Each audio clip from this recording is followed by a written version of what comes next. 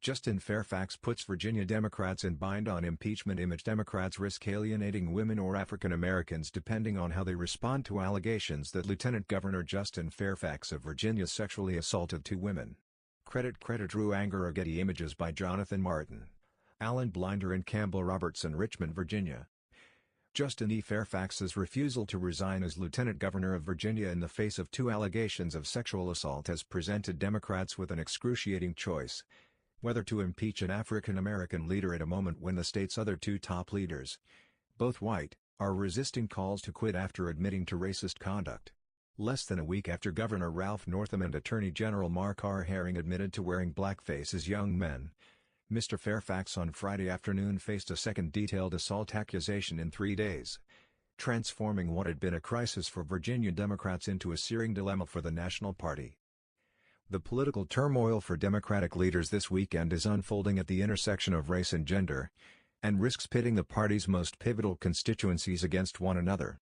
If Democrats do not oust Mr. Fairfax, at a time when the party has taken a zero-tolerance stand on sexual misconduct in the #MeToo era, they could anger female voters. But the specter of Mr. Fairfax, 39, being pushed out while 2 older white men remain in office, despite blackface behavior that evoked some of the country's most painful racist images, would deeply trouble many African Americans. "I think the Democratic Party would lack credibility if they followed a double standard," said Representative Karen Bass of California, who is the head of the Congressional Black Caucus. Ms. Bass said that both Mr. Northam and Mr. Fairfax should step down. Representative A. Donald McEachin, a Virginia Democrat who can trace his history here back to Revolutionary War-era slaves, put it this way: "It's a nightmare right now.